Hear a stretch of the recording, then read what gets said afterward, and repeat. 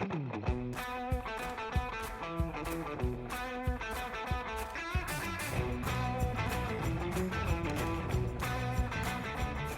is the Camp Iron Mountain Podcast, a place to learn about U.S. military history as told through the stories of service members, military units, and supporting civilians. Join us as we work to preserve their memories for future generations. Welcome back, everyone, to the Camp Iron Mountain Podcast. I'm your host, Gabriel Suarez. In celebration of Veterans Day here in the United States, I put together this short episode to go over the history and significance of November 11th. The date is not only celebrated in my country, but in others throughout the world. By the fall of 1918, the bloodiest, most costly war in human history was finally drawing to a close. At the time, World War I would come to be known as the Great War, and was thought to be the war to end all wars. 4 years of fighting had left Europe in shambles. Between all the military combatants and civilians caught in the middle, World War I was estimated to have caused about 40 million casualties, out of which between 15 to 22 million people died. In the early morning of November 11, 1918, the Allied countries, which most prominently included France, Britain, and the United States, signed an armistice with Germany that agreed to a temporary cessation of hostilities on the Western Front for the next 36 days. The armistice went into effect on the 11th hour of the 11th day of the 11th month of 1918. The Treaty of Versailles was signed the following year, officially ending the war. On November 10, 1919, England's King George V hosted a banquet in honor of the President of the French Republic. The first official Armistice Day was celebrated in a series of events the next day on November 11th in the United Kingdom and throughout the British Commonwealth countries, including Canada and Australia. Among the event highlights was a 2-minute moment of silence to pay respect for those who died in the war and those left behind. In a letter addressed to the country, King George asked that at the designated time of 11th hour of the 11th day of the 11th month, the people should stop, quote, all our normal activities. During that time, except in the rare cases where this may be impractical, all work, all sound, and all locomotion should cease, so that in perfect stillness the thoughts of everyone may be concentrated on the remembrance of the glorious dead. Unquote. In the United States, President Woodrow Wilson issued an address to his fellow countrymen on the first commemoration of Armistice Day on November 11, 1919. At the close of the address, President Wilson expressed hope that the great sacrifices made would secure a lasting worldwide peace. Quote, to us in America, the reflections of Armistice Day will be filled with a solemn pride in the heroism of those who died in the country's service, and with gratitude for the victory, both because of the thing from which it has freed us and because of the opportunity it has given America to show her sympathy with peace and justice in the Council of Nations. Unquote. On November 11, 1920, the United Kingdom and France both interred one of their unknown soldiers from the Western Front back home as a symbol of honor and remembrance for all those who died during the war. The British grave of the unknown warrior was interred in Westminster Abbey, while the French unknown soldier was interred beneath the Arc de Triomphe.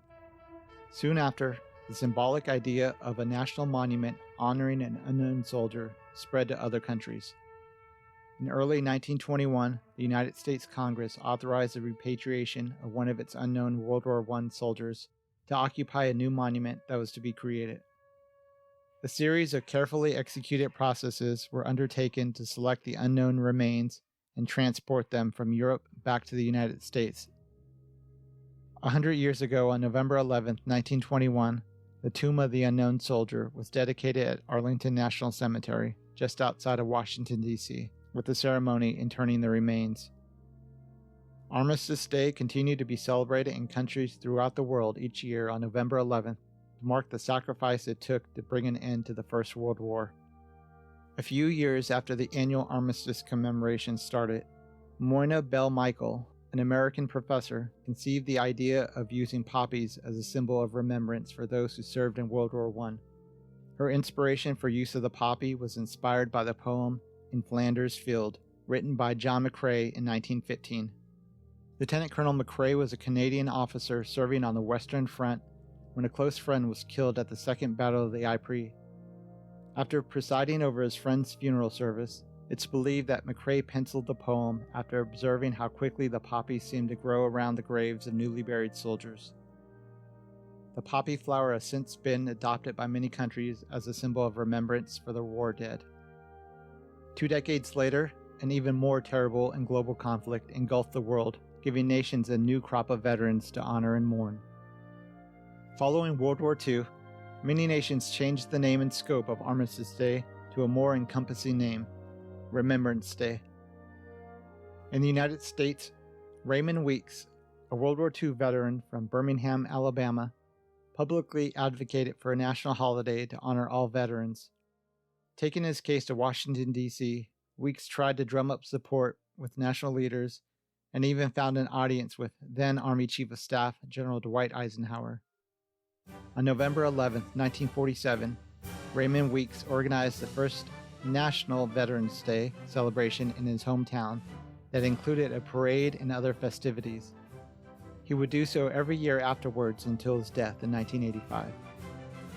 In 1954, the now President Eisenhower signed legislation changing the name of the federal holiday on November 11th from Armistice Day to Veterans Day. And on November 11th, it remained, aside from a short period of time starting in 1971 when Congress changed Veterans Day to the fourth Monday of October. That temporary faux pas was corrected in 1978 when Veterans Day was returned to the historical day of significance on November 11th. Though Veterans Day in the United States celebrates the service of all military veterans, there remains a traditional component to the day. At the Memorial Amphitheater in Arlington National Cemetery, a remembrance ceremony is held each year to honor the sacrifices of American service members. The ceremony starts with a wreath laying at the tomb of the unknown soldier, starting at the 11th hour on the 11th day of the 11th month. Thanks for listening today. Join us next time as we close out the year with a special number of episodes where I and others demonstrate how easy it can be to conduct an interview with a veteran family member and capture their story of service. While you're waiting for our new releases, feel free to go back, if you haven't already, and check out some of our earlier podcast episodes to hear more interesting stories from America's military past.